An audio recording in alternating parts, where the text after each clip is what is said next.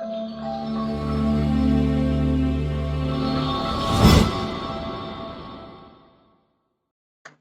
morning, everyone. Welcome to Exact IAS. Here I am Twinkle Kotwani with you all discussing today's newspaper.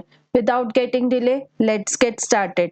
हमारी first news कहती है India Spain slam attacks on UN troops in Lebanon. हम सब जानते हैं UN that is United Nations. United nation का main M है कि ग्लोबल लेवल पर पीस सिक्योरिटी मेंटेन रहे। इसी रिगार्डिंग जब 1973 में लेबनान और इसराइल के बीच में इश्यूज हुए तब यूएन ने अपनी पीस कीपिंग फोर्स को वहां पर स्टेबल किया था ताकि नॉर्मेलिटी सिचुएशन तक पहुंचा जा सके। बट रिसेंटली अभी जब दोनों कंट्रीज के बीच में इश्यूज हुए तो यूएन के द्वारा स्टैब्लिश ट्रूप्स पर भी अटैक किया गया। इसी रिगार्डिंग इंडिया और स्पेन ने अपना मुद्दा उठाया कि एटलीस्ट इन तरह की ट्रूप्स को जो वहां पर फोर्सफुली किसी का कुछ बिगाड़ने के लिए नहीं आई हैं, जो कि काम करना चाहती हैं पीस मेंटेन करने के लिए, उनकी सेफ्टी और सिक्योरिटी बहुत जरूरी है। ऐसा ना हो कि उन्हीं के ऊपर अटैक कर दिया जाए। यूपीएससी के पॉइंट ऑफ व्यू से देखें तो हमारे लिए ये इतनी ज्यादा इंपॉर्टेंट नहीं है। बस हमें ये समझना है कि यूनाइटेड नेशन का एक पीस कीपिंग फोर्स है जिसमें अलग अलग मेंबर कंट्रीज अपनी अपनी ट्रूप्स को, अपनी फोर्सेस को डिप्लॉय करती हैं।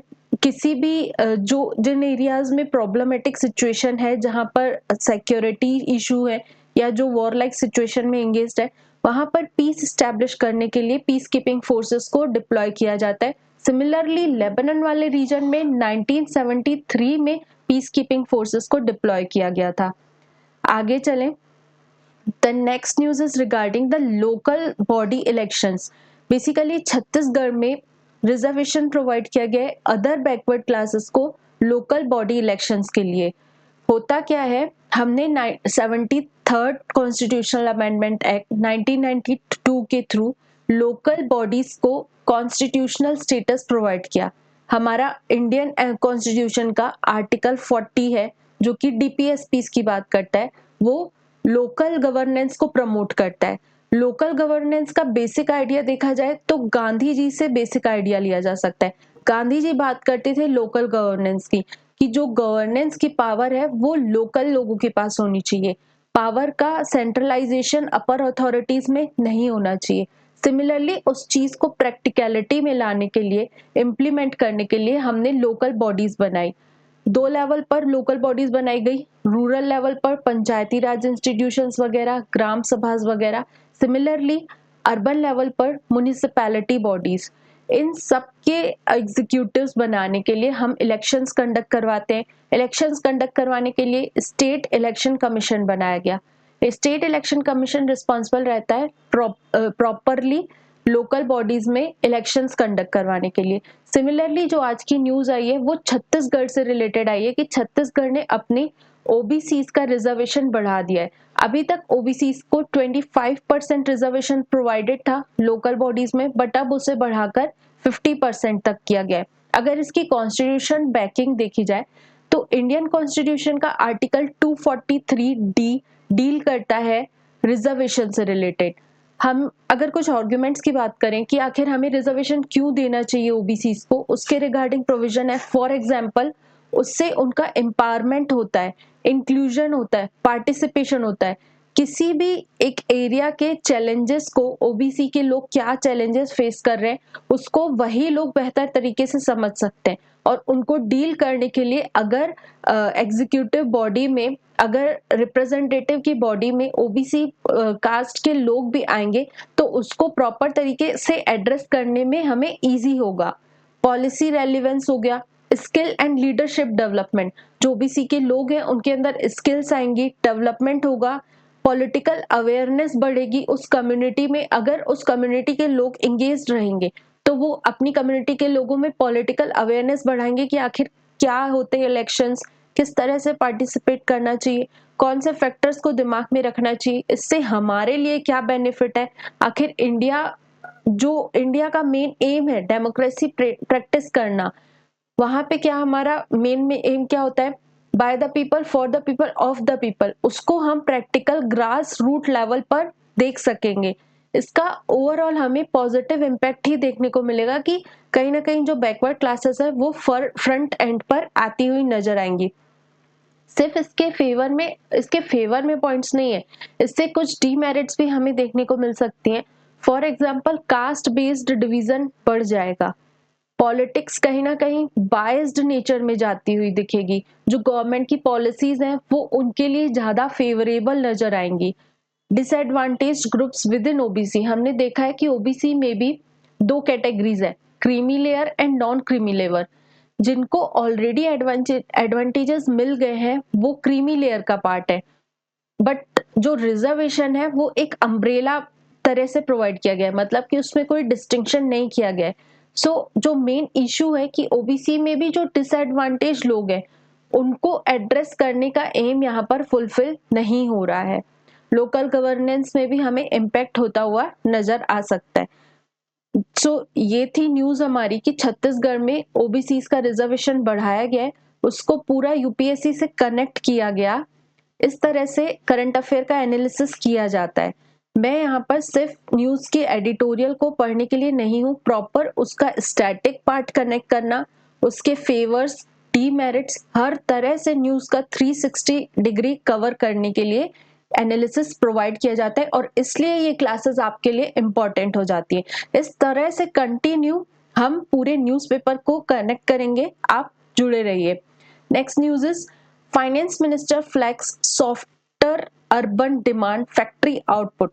बेसिकली फाइनेंस मिनिस्ट्री ने रिपोर्ट सामने की, उन्होंने बताया कि जो अर्बन डिमांड है वो कहीं ना कहीं हमें कम होती हुई नजर आ रही है। एक तरफ अगर अर्बन और रूरल एरियाज को कंपेयर करोगे तो रूरल एरियाज में डिमांड अच्छी खासी है, बट अर्बन एरियाज में स्लो डाउन देखने को मिल रहा है। जो नॉर्मल गुड्स रहते हैं, जो फास्ट मूविंग गुड्स है, जिनकी रिक्वायरमेंट, जिनकी डिमांड बहुत अधिक होती है, इवन उसका भी कंजप्शन कम देखने को मिला। ऑटोमोबाइल सेक्टर में भी जो सेल्स होता है, अभी जो सीजन है वो मेजरली लोग ऑटोमोबाइल सेक्टर में पैसा इन्वेस्ट करते हैं, बट उसकी सेलिंग्स भी हमें कम देखने को मिली। मेन एडिटोरियल की तरफ चलते हैं। First one is the under representation of women in the judiciary. इस पूरे एडिटोरियल में डिस्कस किया गया है कि जुडिशियरी वाले सेक्टर में विमेन्स का जो पार्टिसिपेशन है वो किस तरह से देखा गया है। अगर आप डिस्ट्रिक्ट लेवल पर देखोगे तो स्टिल विमेन्स की पोजीशन अच्छी है, मतलब कि 36.3% विमेन्स वहां पर वर्किंग फोर्स में पार्ट बनी हुई है। बट अगर आप हायर लेवल पे जाओगे, हाई कोर्ट, सुप्रीम कोर्ट, वहां पर विमेन पार्टिसिपेशन बहुत कम है। पहला चीज, अगर हाई कोर्ट्स में देखा जाए तो विमेन पार्टिसिपेशन सिर्फ 14% है, 13.4% है, और वहीं हाई कोर्ट्स, सुप्रीम कोर्ट में 9.3% है। बहुत कम विमेन्स पार्टिसिपेट करती हैं जुडिशियरी प्रोसेस में, ऐसा देखा गया। गवर्नमेंट के द्वारा रिफॉर्म्स तो लाए जा रहे हैं, बट वो मतलब कि डिमांड के हिसाब से फुलफिल नहीं है। हम देखेंगे कि विमेन्स के इतना कम वर्कफोर्स क्यों है, इसके पीछे दो चैलेंजेस हैं। एक तो एंट्री लेवल पर, सेकेंड इज रिटेंशन लेवल, कि विमेन्स के लिए एफर्ट्स ही नहीं लगाए जाते कि विमेन्स जुडिशियरी में एंटर करें, पहला चीज। दूसरा, अगर देखा जाए तो रिटेंशन, जो एनवायरनमेंट है वो मेल डोमिनेटेड एनवायरनमेंट है, साथ के साथ इंफ्रास्ट्रक्चर भी मेल डोमिनेटेड है। ऐसा देखा गया है कि majority of the Delhi high courts छोड़ दिए जाए तो बाकी स्टेट्स के हाई कोर्ट्स में इवन विमेन्स के लिए सेपरेट वॉशरूम तक नहीं बनाए गए हैं। और साथ के साथ सबसे बड़ी चीज देखी जाए रिटेंशन को लेकर के, तो जब पहले विमेन की परफॉर्मेंस देखी जाती है, कंटिन्यूअसली विमेन अवेलेबल है, उनकी प्रेजेंस क्या है कोर्ट्स में, उस हिसाब से उनको बेंच का परमानेंट मेंबर बनाया जाता है, या उन्हें हायर लेवल तक जाने के लिए हाई कोर्ट्स और सुप्रीम कोर्ट में भेजने के लिए बेंचेस उनका नाम रिकमेंड करती हैं। बट हम सब जानते हैं सोसाइटल प्रेशर, मतलब कि आज की डेट में भी पूरी हाउस होल्ड की केयर टेकर की रिस्पॉन्सिबिलिटी एक विमेन के ही ऊपर रहती है। इन सबको देखते हुए विमेन कंटिन्यूअसली अपनी प्रेजेंस कोर्ट में इंश्योर नहीं कर पाती है। ना तो उन्हें ना तो उनको पेड मेरिट्स दिए जाते हैं कि जब उनका मैरिज हो जा रही है, इसकी वजह से वो कई बार एब्सेंट हो जाती हैं, कई बार अपनी फैमिली कंप्लीट करने की प्रोसेस में एब्सेंट हो जाती है। इन सारे हर्डल्स के कारण विमेन्स का पार्टिसिपेशन हायर जुडिशियरी में बहुत कम देखने को मिल रहा है। सो जरूरत है कि अगर हम इंक्लूसिव ग्रोथ की बात कर रहे हैं तो हमें जुडिशियरी में भी उनके एफर्ट्स, उनकी प्रेजेंस देखने को मिलनी चाहिए। गवर्नमेंट को अपने एफर्ट्स, अपनी चीजों को चेंज करना चाहिए।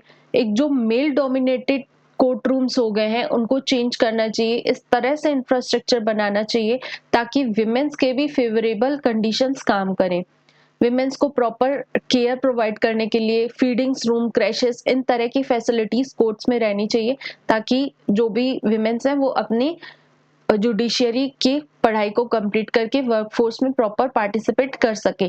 साथ के साथ जो रिकमेंडेशन प्रोसीजर है, मतलब कि जो बेंचेस बनती है विमेन्स का नाम रिकमेंड करने के लिए कि इनको हायर कोर्ट्स में भेजना है या नहीं, हाई कोर्ट्स में, सुप्रीम कोर्ट में, सो वहां पर भी मेजर चेंजेस लाने की जरूरत है। विमेन्स के लिए थोड़ा सा लिबरलिज्म लाना चाहिए कि उनकी प्रेजेंस के बेसिस पर आप उनका नाम रिकमेंड नहीं करेंगे, बल्कि उनकी परफॉर्मेंस के बेसिस पर उनके नाम रिकमेंड होने चाहिए ताकि एक इंक्लूसिव जुडिशियरी हमें दिख सके। हम सब जानते हैं कि किसी भी कंट्री की, अभी अगर इंडिया की बात की जाए तो 48% विमेन्स है, 50% मेंस है। सो अगर इतनी मेजर पॉपुलेशन विमेन की है तो उनका रिप्रेजेंटेशन होना भी जरूरी है ताकि वो अपने द्वारा जो भी चैलेंजेस उनको देखने को मिलते हैं, जो भी प्रॉब्लम्स वो फेस करती हैं, उस हिसाब से वो कॉन्स्टिट्यूशन को अपने जजमेंट्स के थ्रू गाइडलाइंस प्रोवाइड करें ताकि विमेन्स के भी फेवर में काम हो सके। Next one is solar a game changer in women empowerment.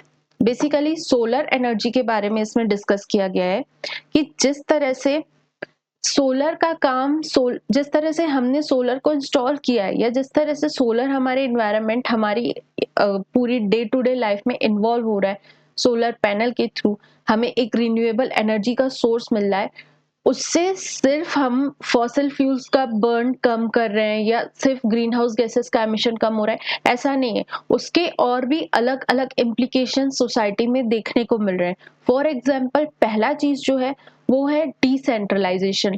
पहले पावर एक सेंट्रलाइज्ड वे में काम करता था, मतलब कि पावर अगर हमें चाहिए रहती थी, एनर्जी चाहिए रहती थी, तो वो एक सेंट्रलाइज्ड मैकेनिज्म से हम तक पहुंच पाती थी। बट जब से सोलर इवॉल्व होना शुरू हुआ है, एक पर्सन अपनी टेरेस पे ही रूफटॉप लगा सकता है और उससे रिलेटेड स्मॉल स्मॉल ग्रिड्स भी लगा सकता है। इसकी हेल्प से सोसाइटी में पर्सन का एक इन्फ्लुएंस बढ़ता हुआ नजर आ रहा है। वो ऊपर की हायर अथॉरिटीज पर डिपेंडेंट नहीं है, सोसाइटल स्टेटस बढ़ रहा है। साथ के साथ विमेन्स जो सबसे ज्यादा एनर्जी को लेके वल्नरेबल रहती थी, जिसकी वजह से उनकी हेल्थ पर इम्पैक्ट आता था, उनके स्टेटस पर इम्पैक्ट आता था, ये सारी चीजें भी इम्प्रूव होती हुई नजर आ रही है। सो सोलर एनर्जी की तरफ शिफ्ट होने से ना सिर्फ हमारी ग्लोबल एमिशन या क्लाइमेट चेंज जैसी चीजें एड्रेस हुई हैं, बल्कि सोसाइटी में भी सोलर पैनल्स ने एक अच्छा इम्पैक्ट दिखाया है। पहला चीज मैंने बताया कि पावर का डिसेंट्रलाइजेशन हुआ है, विमेन को भी एनर्जी का प्रॉपर एक्सेस होने लगा है। सेकेंड थिंग, अगर देखा जाए तो सोलर ने नए नए इंफ्रास्ट्रक्चर भी डेवलप करने की बात की है। इससे क्या हुआ है, ऐसा देखा गया कि जो सोलर इंजीनियर्स हैं उसमें विमेन वर्कफोर्स ज्यादा है एज कंपेयर टू मेन।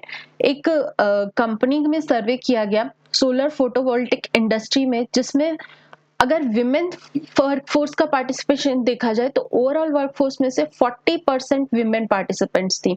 मतलब कि कहीं ना कहीं बेस एजुकेशन से लेके एंटरप्रेन्योरशिप तक विमेन्स के लिए एक सेफ एम्प्लॉयमेंट जनरेशन का भी साधन बन गया है। इसलिए सोसाइटी में विमेन एम्पावरमेंट को इंश्योर करने के लिए भी सोलर एनर्जी कहीं ना कहीं अच्छा रोल प्ले कर रही है। Next one is the bargaining expenditure of elections. Basically इस एडिटोरियल में आने के पहले थोड़ा सा इसका स्टैटिक पार्ट समझते हैं।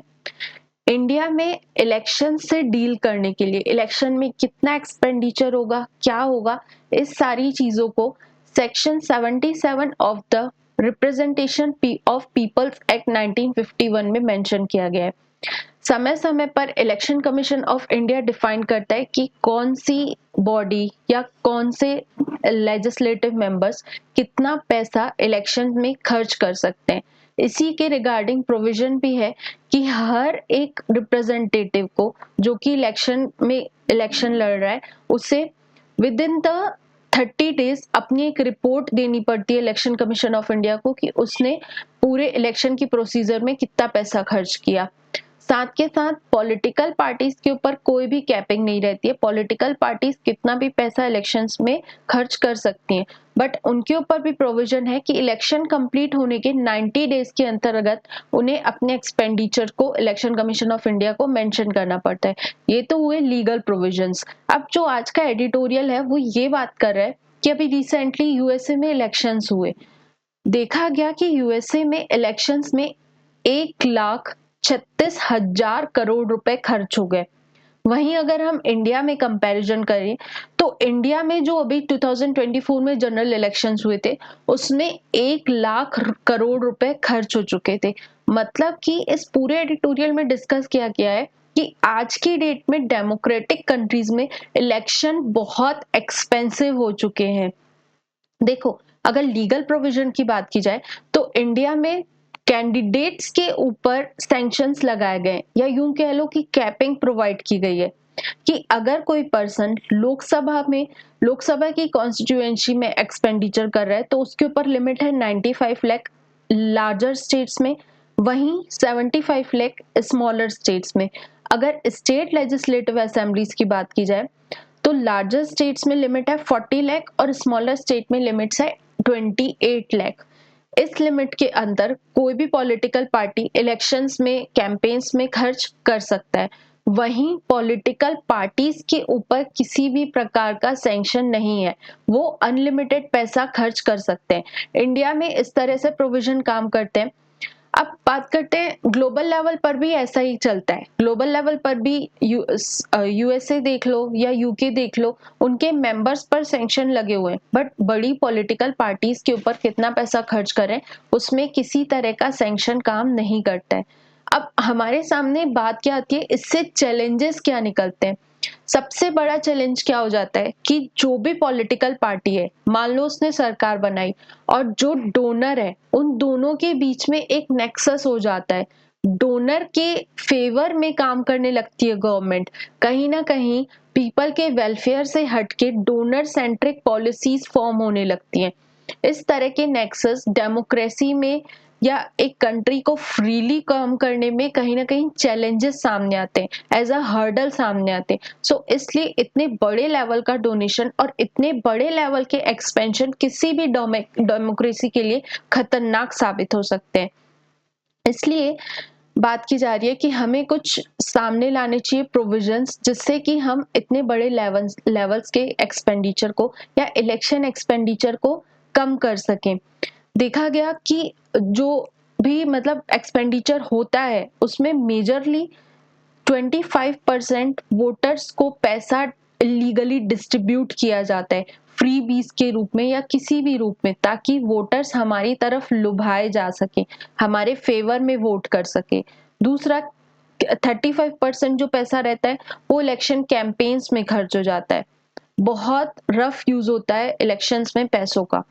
इसी रिगार्डिंग कुछ रिफॉर्म सजेस्ट किए गए। For example, Indrajit Gupta committee 1998 में और लॉ कमीशन रिपोर्ट 99 की, दोनों ने सजेस्ट किया कि स्टेट फंडेड इलेक्शंस कंडक्ट करवाने चाहिए। मतलब कि जो भी गवर्नमेंट है इलेक्शंस को उसकी पैकिंग प्रोवाइड होनी चाहिए, गवर्नमेंट को ही पैसा खर्च करना चाहिए किसी भी इलेक्शन को कंप्लीट करने में, बल्कि पॉलिटिकल पार्टीज को या कैंडिडेट्स को पैसा खर्च करने की जरूरत नहीं है। बट ये जो प्रोविजन था ये कहीं ना कहीं थोड़ा सा डिस्प्यूटेड है। हर एक पर्सन इसमें एक पेज पे नहीं आ पाता है। हर सबका मानना है कि टैक्स पेयर्स का पैसा इलेक्शन को कंडक्ट करवाने में क्यों खर्च होना चाहिए। इस तरह से लोगों के व्यू पॉइंट्स अलग अलग आते हैं। सो पहला रिफॉर्म ये सजेस्ट किया गया कि स्टेट फंडेड इलेक्शंस होने चाहिए। दूसरा रिफॉर्म जो सजेस्ट किया गया वो है साइमल्टेनियस इलेक्शन। मतलब कि इंडिया चूंकि अलग अलग टाइम पर अलग अलग इलेक्शंस में बिजी रहता है। अभी 2024 में हम बिजी थे लोकसभा के इलेक्शंस में, उसके बाद हर एक स्टेट अपना विधानसभा के इलेक्शंस कंडक्ट करवाएगा, लोकल बॉडीज के इलेक्शन कंडक्ट होंगे। ऐसे अलग अलग समय पर पूरे साल इलेक्शंस चलने की वजह से इलेक्शन एक्सपेंडिचर बहुत बढ़ जाता है, इसलिए हम साइमल्टेनियस इलेक्शन की तरफ बढ़े। दूसरा जो प्रोविजन बताया गया कि इलेक्शंस को किस तरह से, just wait for a while, there is a technical issue, my camera is off, now it's working, okay fine, let's continue.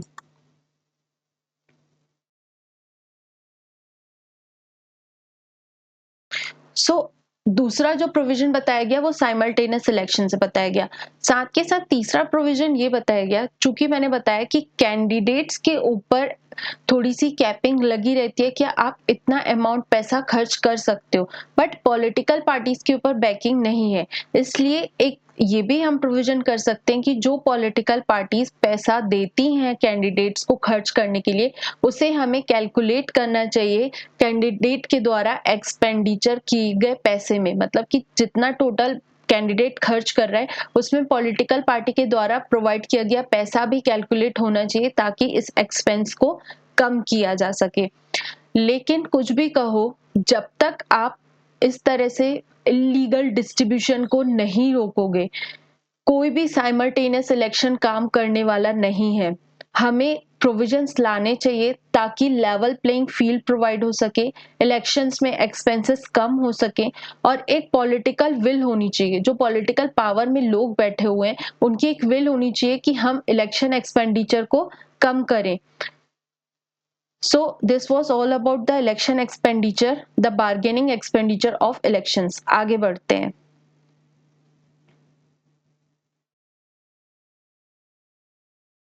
What challenges does India face in fertilizer imports? Basically हम सब जानते हैं India की जो soil है उसमें कहीं ना कहीं फॉस्फोरस, नाइट्रोजन, ह्यूमस, इन तीनों चीजों की कमी है।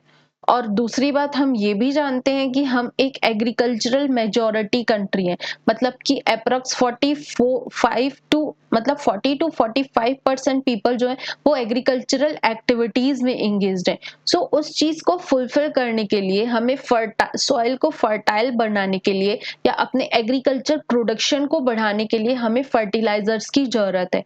और फर्टिलाइजर एक पेट्रोलियम बेस्ड केमिकल प्रोडक्ट है। सो अगर और इसकी सप्लाई चेन को देखा जाए तो कहीं ना कहीं ये चीजें वेस्ट एशिया, रशिया, यूक्रेन, इन कंट्रीज से इंपोर्ट की जाती हैं। जो हमारी डिमांड है, जितना हम चाहते हैं कि हमें हमारी जो एग्रीकल्चरल लैंड को जितनी फर्टिलाइजर्स की डिमांड है वो हमारी डोमेस्टिक डिमांड से, डोमेस्टिक प्रोडक्शन से फुलफिल नहीं हो पाती, कहीं ना कहीं हमें वो इंपोर्ट करना पड़ता है। एक स्टडी के दौरान देखा गया कि हम डोमेस्टिक रिक्वायरमेंट से मतलब कि 20% यूरिया हमें इंपोर्ट करना पड़ता है, 50 to 60% di ammonium phosphate import करना पड़ता है। साथ के साथ अगर पोटैश की बात की जाए तो 100% पोटैश हमें इंपोर्ट ही करना पड़ता है। कहीं ना कहीं हम एक इंपोर्ट ओरिएंटेड कंट्री हो रहे हैं फर्टिलाइजर्स के सेक्टर में। समय समय पर पार्लियामेंट में ये बात की गई कि हमें फर्टिलाइजर्स की पॉलिसी को चेंज करना चाहिए, कुछ रिफॉर्म्स लाने चाहिए ताकि हमारी इंपोर्ट डिपेंडेंसी को कम किया जा सके। बट अभी एक रिपोर्ट आई जिसमें ऐसा देखा गया कि उत्तर प्रदेश के पास सिर्फ 10 दिन का रिजर्व बचा है, मतलब कि 10 दिन तक वो फर्टिलाइजर्स को यूज कर सकते हैं, उसके बाद उसका रिजर्व खत्म हो जाएगा। अगर ग्लोबल लेवल पर कंडीशन देखी जाए तो हम सब बहुत अच्छे से वाकिफ है कि एक तरफ वेस्ट एशिया वाले रीजन डिस्टर्ब्ड है, दूसरी तरफ रशिया यूक्रेन भी डिस्टर्ब्ड है, मतलब कि सप्लाई चेन डिसरप्टेड है। मेजर कंट्रीज जैसे इजिप्ट हो गया, जिन कंट्रीज से हम फर्टिलाइजर्स इंपोर्ट करते हैं, सप्लाई चेन डिस्टर्ब होने के कारण हमारे तक फर्टिलाइजर्स पहुंच ही नहीं पा रहे। इसलिए अब जरूरत है कि हम अपनी पॉलिसीज को चेंज करें, इस तरह से अपनी एग्रीकल्चरल एक्टिविटीज को कंप्लीट करें ताकि हम इंपोर्ट्स पर उतने ज्यादा डिपेंडेंट नहीं हो। हमें अपना फर्टिलाइजर प्रोडक्शन एनहेंस करना पड़ेगा। जो ऑलरेडी एस्टेब्लिश्ड इंडस्ट्रीज हैं, फैक्ट्रीज हैं जो फर्टिलाइजर प्रोड्यूस कर रही हैं, उनके ऊपर अपनी डिपेंडेंसी बढ़ानी चाहिए। हमने बीच में नैनो यूरिया बनाया था, उसके उसको रिप्लेस करना चाहिए कि हम इम्पोर्टेड फर्टिलाइजर्स को नहीं यूज करेंगे बल्कि नैनो यूरिया का यूज करेंगे। साथ के साथ ऐसी अपनी एग्रीकल्चरल एक्टिविटीज को, मतलब कि अपने एग्रीकल्चर जो है वो नेचुरल फार्मिंग की तरफ ज्यादा ओरिएंट करें, जिससे कि हमारी फर्टिलाइजर्स की डिमांड ऑलरेडी कम हो सके। आगे बढ़ते हैं। Next news is understanding US Israel relations. Basically हम सब जानते हैं कि यूएस इजराइल का बहुत बड़ा एलाई है। इजराइल ने समय समय पर इतनी एट्रोसिटीज की हैं, लोगों के ऊपर इतने इतने लेवल की मास किलिंग की है। Even international court of justice में इजराइल के खिलाफ जीनोसाइड का केस तक चल रहा है, मास किलिंग तक का केस चल रहा है। स्टिल यूएसए इजराइल को कंटिन्यूअस बैकिंग प्रोवाइड कर रहा है। आखिर क्या है ऐसा दोनों के बीच में, किस तरह की रिलेशनशिप्स दोनों शेयर करते हैं, इसको डेप्थ में समझते हैं। अगर ओरिजिन की बात की जाए कि यूएसए और इजराइल का रिलेशनशिप बढ़ा कहाँ से, सो वर्ल्ड वॉर सेकेंड के बाद से ही जो यूएसए है वो फेवर करता रहा है, या यूएसए जूइश स्टेट के फेवर में बात करता है कि जूइश को अपना होमलैंड मिलना चाहिए पैलेस्टीन वाले रीजन में। जब इजराइल अभी बना भी नहीं था, इजराइल बना है 1948 में, उसके पहले 1919 से 1921 से कंटिन्यूअसली जो ये एलाइड कंट्रीज हैं, यूके हो गया, यूएसए हो गया, कंटिन्यूअसली ये बात करते हैं कि हमें पैलेस्टीन वाले रीजन में ज्यूइश के लिए एक होमलैंड बनाना चाहिए, दैट इज इजराइल को बनाना चाहिए। डे वन से यूएसए ने इजराइल को रिकॉग्नाइज किया है कि इजराइल एक कंट्री है जो कि ज्यूइश पीपल को बिलोंग करती है। स्टार्टिंग के कुछ साल जो दो डिकेड की बात थी, उस टाइम पर दोनों के रिलेशंस इतने ज्यादा स्ट्रांग नहीं थे, बट समय के साथ साथ तो रिलेशंस स्ट्रांग होते चले गए। अगर प्रेजेंट मतलब कि देखा जाए तो पहले क्या हुआ था, दो इश्यूज हुए थे। पहला कि इजराइल ने स्विस क्राइसिस में अपना हाथ डाल दिया था, मतलब कि स्विस कैनाल में सप्लाई चेन को डिसरप्ट करने में इजराइल का हाथ था। उस टाइम पर यूएसए ने बोला कि तुम अपना वहां से इशू को सॉल्व करो, अदरवाइज हम तुम्हें एड प्रोवाइड करना बंद कर देंगे, पहला चीज। दूसरा, जब इजराइल ने न्यूक्लियर पावर में आने की बात कही थी, तब भी यूएसए इसके फेवर में नहीं था। ये दो मेजर बात है जहां पर दोनों कंट्रीज के बीच में थोड़ा सा डिसएग्रीमेंट रहा है। बाकी ओवर द टाइम दोनों कंट्रीज ने बहुत अच्छा रिलेशनशिप शेयर किया है। अच्छे रिलेशनशिप की स्टार्टिंग होती है 1967 से, जब 6 डे वॉर हुआ था अरब कंट्रीज और इजराइल के बीच में। तब इजराइल को किसी की बैकिंग प्रोवाइड नहीं हुई थी। यूएसए खुद भी वियतनाम से वॉर लड़ रहा था और वहां पर उसे भी मार खानी पड़ रही थी। उस टाइम पर इजराइल ने अरब नेशंस के साथ 6 डेज वॉर लड़ा और वो जीत भी गया। सबसे बड़ी बात जो सामने आई, उस टाइम पर कोल्ड वॉर का टाइम था, मतलब कि 1950s के बाद 1991 तक, जब तक यूएसएसआर डिसइंटीग्रेट नहीं हुआ, तब पूरा ग्लोब दो पार्ट्स में डिवाइडेड था, यूएसए और यूएसएसआर। कुछ कंट्रीज यूएसए के एलाइज थे, कुछ कंट्रीज यूएसएसआर के एलाइज थे। सो इन जिसको इजराइल ने हराया, उसमें से दो कंट्रीज यूएसएसआर के पार्ट थे, that is Egypt and Syria. दोनों को यूएसएसआर की बैकिंग थी, बट स्टिल इजराइल ने उनको हराया। तब यूएसए को समझ में आया कि इजराइल मेरे लिए बहुत इंपॉर्टेंट कंट्री है, from the view point of USSR, from the view point of strategic location. तब से यूएसए ने कंटिन्यूअसली इजराइल को बहुत तगड़ी बैकिंग प्रोवाइड की। अगर करंट सिनेरियो की बात की जाए तो हर तरह की हेल्प, मिलिट्री, फाइनेंशियल, पॉलिटिकल, हर तरह का सपोर्ट यूएसए प्रोवाइड करता है इजराइल को। न्यूक्लियर पावर हो गया, दोनों कंट्रीज के बीच में बहुत तगड़ी डीप डिफेंस पार्टनरशिप चलती है। नई टेक्नोलॉजी डेवलप करनी हो, रिसर्च एंड डेवलपमेंट करना हो, कॉपरेशन करना हो डिफेंस के सेक्टर में, दोनों कंट्रीज बहुत अच्छे से एक दूसरे के साथ कोलैब कर बढ़ती हैं। एड की बात की जाए तो यूएसए सबसे बड़ा इन्वेस्टर है इजराइल में। करंट स्टेटस दोनों का बहुत अच्छा चल रहा है। 1973 से लेकर के यूनाइटेड नेशन की जनरल असेंबली में, सिक्योरिटी काउंसिल में कई बार इजराइल के खिलाफ मेमोरेंडम आया है, कई बार इजराइल के खिलाफ मुद्दा उठा है, बट 50 से भी ज्यादा बार यूएसए ने अपना वीटो पावर यूज किया है। इसराइल के खिलाफ कुछ भी एक्शन उठाने के पहले यूएसए वीटो पावर यूज कर देता है, और जो बाकी कंट्रीज हैं या यूनाइटेड नेशन है वो इसराइल के खिलाफ कुछ भी नहीं कर सकता है। इसलिए कंटिन्यूअसली एक बड़े भाई के एटीट्यूड से यूएसए इसराइल के पीछे खड़ा रहता है। साथ के साथ 1973 में इजिप्ट ने अचानक से इसराइल के ऊपर अटैक कर दिया था। गोलन हाइट्स वाला रीजन हो गया, साइनाई पेनिनसुलर वाला रीजन हो गया, ये सब इजिप्ट ने हड़प लिया था इसराइल से। बट उस टाइम पर भी यूएसए ने अपनी मिलिट्री की मदद प्रोवाइड की इसराइल को, ताकि इसराइल अपने आप को डिफेंड कर सके। और इसराइल ने साबित भी किया, इसराइल ने अपना एरिया वगैरह इजिप्ट से वापस छीन लिया और अपने ही फेवर में कंडीशंस कर ली। मतलब कि ओवरऑल देखा जाए तो दोनों कंट्रीज ने एक दूसरे की तगड़ी मदद की है हर तरह से असिस्टेंस प्रोवाइड करने में। अगर टेंशंस देखी जाए तो 2 बार ही दोनों के बीच में टेंशन आई है। एक तो वही मतलब कि जब न्यूक्लियर पावर की बात आई थी, दूसरी साइनाई टाइम पे। दोनों कंट्रीज में ऐसे हिस्टोरिकली कोई टेंशन नहीं क्रिएट हुई है। थोड़ा सा क्या था कि उस टाइम पर यूएसए में जो रिप्रेजेंटेटिव थे उनकी आइडियोलॉजी थोड़ी अलग थी एज कम्पेयर टू इसराइल में प्रेजेंट रिप्रेजेंटेटिव के तहत। बाद में जब फिर से इलेक्शंस हुए, रिप्रेजेंटेटिव्स चेंज हुए, तो दोनों के बीच में कंटिन्यूअसली अच्छे रिलेशंस मेंटेन हो गए। Why does the USA always back Israel? सबसे बड़ा क्वेश्चन, मैंने इतना बताया मिलिट्री एड, डिफेंस एड, ये एड वो एड, बट आखिर यूएसए ऐसा करता क्यों है? पहली चीज यूएसए ने ऑब्जर्व की कि इसराइल का जो लोकेशन है वो वेस्ट एशिया में बहुत स्ट्रेटेजिक है। मतलब कि उस पूरे एरिया को कंट्रोल करने के लिए इसराइल एक बहुत पावरफुल और बहुत अच्छा एलाय साबित हो सकता है।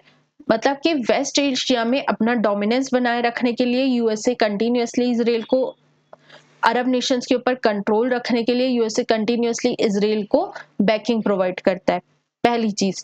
दूसरा, कोल्ड वॉर के टाइम पर देखा यूएसए ने कि यूएसएसआर के खिलाफ भी इसराइल अच्छा पार्टनर साबित हो सकता है, इसलिए कंटिन्यूअसली यूएसए ने इसराइल के साथ टाइज को स्ट्रॉन्ग बनाए रखा। So this was all about the relation between the USA and Israel. आगे बढ़ते हैं। Center warns against illegal digital payment gateways. Basically, Indian Cyber Crime Coordination Center ने बताया कि अभी कंटिन्यूअसली डिजिटल टेक्नोलॉजी बढ़ रही है, जिसकी वजह से बैंक्स में म्यूल अकाउंट्स भी बढ़ रहे हैं। मतलब कि जो पर्सनालिटी है भी नहीं, ट्रांजैक्शंस को गलत, मतलब कि इलीगल वे से अर्नड पैसे को जमा करने के लिए बैंक अकाउंट्स बनाए जा रहे हैं, गलत बैंक अकाउंट्स बनाए जा रहे हैं। साथ के साथ टेक्नोलॉजी बढ़ रही है कंटिन्यूअसली, सो इसकी वजह से पेमेंट गेटवेज भी बनाए जा रहे हैं। ऐसे पेमेंट गेटवेज जो कि मनी लॉन्ड्रिंग को सपोर्ट करने के लिए बनाए जा रहे हैं। I4C ने ऐसे कई सारे पेमेंट गेटवेज का नाम सामने रखा, जैसे कि RTX पे, पोको पे, RR पे।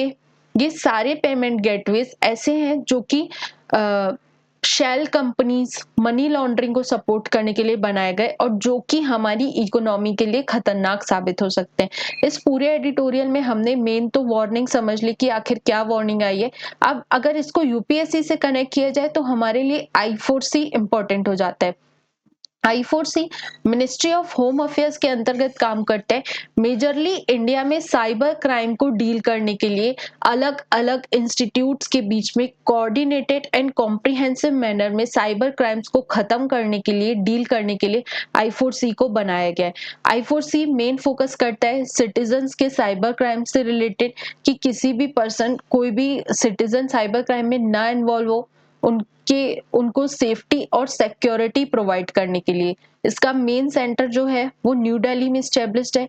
मेन ये it fight against cyber crime, it prevent misuse of cyber space, मतलब कि साइबर स्पेसेस का मिसयूज नहीं होना चाहिए, लोगों को थ्रेटनिंग प्रोवाइड करने में, लोगों से फाइनेंशियल एड लेने में, इस तरह के मिसयूज साइबर स्पेस का नहीं होना चाहिए।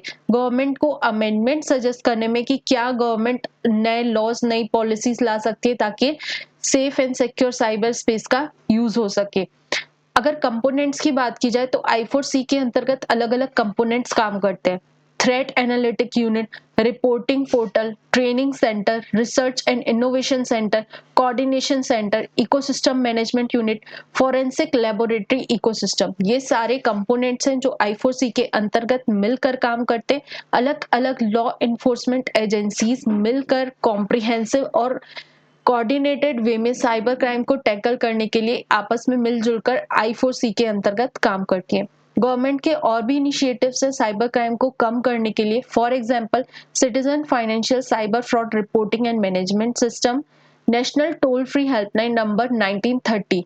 अगर किसी भी पर्सन को ऐसा लग रहा है कि वो साइबर क्राइम का पार्ट बन चुका है तो वो 1930 हेल्पलाइन नंबर में कॉल कर सकता है। साथ के साथ साइबर दोस्त इनिशिएटिव लॉन्च किया गया है सोशल मीडिया प्लेटफॉर्म्स में साइबर क्राइम को टैकल आउट करने के लिए। Next one is cyclical slow down, Nomura thinks so. अलग अलग एजेंसीज अपना अपना ओपिनियन, अपना अपना व्यू शेयर करती है इंडियन इकोनॉमी को लेकर के। हम सब जानते हैं RBI ने भी इस तरह से अपने पब्लिश किए कि आने वाले समय में इंडिया की इकोनॉमी 7% से ग्रो करेगी। बट इन सबको साइडलाइन करते हुए नोमोरा ने बोला, नोमोरा एक एजेंसी है, इसने बोला कि India cyclical slow down face कर रहा है। बेसिकली आज की स्टार्टिंग में भी हमने देखा न्यूज एडिटोरियल की स्टार्टिंग में कि कहीं ना कहीं अर्बन डिमांड्स कम है, अर्बन जो अर्बन ग्रोथ है वो हमें कम देखने को मिल रही है। हमारे लिए इंपॉर्टेंट हो जाता है साइक्लिकल स्लो डाउन को समझना। कोई भी इकोनॉमी एक ऐसे ऊपर की तरफ कभी नहीं बढ़ती है, इकोनॉमी हमेशा इस फॉर्म में चलती है, अप डाउन अप डाउन। इसी को बोला जाता है साइक्लिकल स्लो डाउन। कभी इकोनॉमी अपनी ग्रोथ में रहेगी, ग्रोथ के पीक में रहेगी, कभी अपनी रेसेशन के पीक पे रहेगी। मतलब कि कभी कंडीशंस बहुत नीचे रहेंगी, कभी कंडीशंस बहुत कम होंगी। ये बहुत शॉर्ट टाइम पीरियड के लिए रहती है और ये एक इकोनॉमी के ग्रोथ का पार्ट ही है। आप किसी भी चीज को हमेशा ऊपर उठता हुआ नहीं देख सकते हो। सिमिलरली इस चीज को अगर कनेक्ट किया जाए यूपीएससी प्रिपरेशन से, तो हमें रेडी रहना चाहिए कि हमारी प्रिपरेशन हम हमेशा पीक पर नहीं चल सकती है। समटाइम्स उसमें अप्स आएंगे, समटाइम्स उसमें डाउन्स आएंगे। हर एक सर्कमस्टेंसेस हमारे हाथ में नहीं रहती है, हमें सिचुएशन के हिसाब से खुद को मोल्ड करना पड़ता है। और सबसे इंपॉर्टेंट बात, जब हम नीचे के फेज में हो, जब हमारी पढ़ाई अच्छी नहीं हो रही हो, उस टाइम पर हमारे जो इमोशनल वो है, जो हमारा मोटिवेशन है, वो एकदम डाउन नहीं कर देना चाहिए कि अब तो हमसे हो ही नहीं सकता। हमें उस टाइम पर भी अपनी सारी एनर्जी कलेक्ट करनी चाहिए और आगे बढ़ने की सोचना चाहिए। प्रीलिम्स रिवीजन की तरफ बढ़ते हैं। First one is Indian council of agriculture research, animal husbandry, ministry, dairy, recently in सब ने एक मीटिंग की है ताकि किस तरह से ICAR का रोल बढ़ाया जाए कि फिशरीज में टेक्नोलॉजी को स्ट्रेंथन किया जाए, फिशरीज प्रोडक्शन को बढ़ाया जा सके। बेसिकली ICAR को समझा जाए तो ये एक ऑटोनॉमस बॉडी है, एपेक्स बॉडी है, जिसे हमने 1929 में बनाया था। एग्रीकल्चर से रिलेटेड गाइड करना, मैनेज करना, रिसर्च करना, उसमें कोई भी रिकमेंडेशन देना, ये सारा काम आता है ICAR के अंतर्गत। इसका हेडक्वार्टर न्यू दिल्ली में है। Next one is Sambhar lake.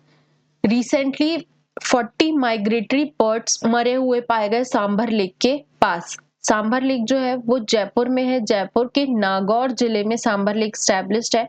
Largest salt water lake है। इसका जो एरिया है वो 200 स्क्वायर किलोमीटर तक फैला हुआ है। ये चारों ओर से अरावली पर्वत रेंज से घिरी हुई है। देखा जाए तो मेंधा और रूपनगढ़ नाम की छोटी स्ट्रीम्स है जो कि अपना वाटर यहाँ पर आकर के छोड़ती है। सांबर लेक को 1990 में रामसर साइट के अंतर्गत भी इंक्लूड किया गया था। आगे चलें तो इसमें कई सारी माइग्रेटरी बर्ड्स आती हैं, ड्यूरिंग विंटर अपना टाइम स्पेंड करती हैं। Next one is tardigrades. Basically tardigrades scientist community के लिए बहुत फैसिनेटिंग स्पीशीज रही है। टार्डीग्रेड्स ऐसी स्पीसीज है जो कि एक्सट्रीम कंडीशंस में भी सरवाइव कर जाती है। रिसेंटली रिसर्चर्स ने फाइंड किया कि टार्डीग्रेड्स की एक ऐसी स्पीसीज है जो कि हाई लेवल ऑफ रेडिएशन तक को झेल सकती है। मतलब कि रेडिएशंस के एक्सपोजर में भी वो मरते नहीं है। ऐसा इसलिए ऐसा देखा गया, रिसर्चर्स ने ऐसा देखा कि टार्डीग्रेड्स के अंतर्गत ऐसा डीएनए है या इस तरह से उनकी प्रोग्रामिंग रहती है कि अगर रेडिएशन से उनके डीएनए में थोड़ा सा भी चेंजेस आता है तो उनको क्विकली रिपेयर करने का मैकेनिज्म उसमें अवेलेबल रहता है, पहली चीज। दूसरा, अगर उनको रेडिएशन का एक्सपोजर मिलता है तो उनके अंदर एक ऐसा जीन इन्वॉल्व हो जाता है जो उसे ठीक करना जानता है। Ability to minimize damage from radiations by producing a large number of proteins, मतलब कि टार्डिग्रेड्स अपने अंदर बहुत बड़े अमाउंट का प्रोटीन्स रिलीज कर देते हैं जिससे कि रेडिएशन का इम्पैक्ट उनके ऊपर खत्म हो जाता है, इसलिए वो रेडिएशन जैसी कंडीशन में भी सरवाइव कर जाते हैं। Next one is Sohrai painting. Basically हम सब जानते हैं अभी ब्रिक्स समिट हुई, इस दौरान हमारे प्राइम मिनिस्टर नरेंद्र मोदी जो है वो रशिया के प्रेसिडेंट के लिए सोहराई पेंटिंग लेकर के गए थे। सोहराई एक इंडिजीनियस म्यूरल आर्ट फॉर्म है। सोरो means to drive with a stick. Sohrai painting meso chalcolithic period को बिलोंग करती है। बेसिकली वेस्ट बंगाल, झारखंड, उड़ीसा, बिहार वाले रीजन में सोहराई पेंटिंग ज्यादा प्रैक्टिस की जाती है। हजारीबाग के रीजन के सोहराई पेंटिंग को जीआई टैग प्रोवाइड किया गया है। कुर्मी, संथाल, मुंडा, ओराव, अगरिया, घटवाल, इन सारी ट्राइब की जो विमेन्स है वो इस आर्ट फॉर्म को बेसिकली प्रैक्टिस करती हैं। Next one is coral triangle. ऐसा देखा गया है कि जो ये कोरल ट्रायंगल वाला रीजन है, मतलब कि Indonesia, Malaysia, Papua New Guinea, Singapore, Philippines, Solomon island, मतलब कि ये जो पूरा रीजन है जिसे कोरल ट्रायंगल बोला जाता है, यहाँ पर ऑयल स्पिल्स और गैस एक्टिविटीज बढ़ती हुई नजर आ रही हैं, जिसकी वजह से कोरल जो स्पीशीज है उनको प्रॉब्लम, उनके लिए चैलेंजिंग सिचुएशंस हो रही है। अगर इस ट्रायंगल में देखा जाए तो पूरे वर्ल्ड की 76% of population of coral reefs, corals यहीं पर प्रेजेंट रहता है। मतलब कि कहीं ना कहीं हमारी ये ड्यूटी बन जाती है कि हम इस रीजन को संभाल कर रखें, प्रिजर्व करें, इसमें इस तरह की रैम्पेंट एक्टिविटीज ना करें जिससे कि कोरल्स की लाइफ पर या कोरल को डैमेजेस देखने को मिले। Next one is global nature conservation index 2024। ये एक इंडेक्स रिलीज किया गया जिसमें इंडिया को 176th रैंक प्रोवाइड की गई है।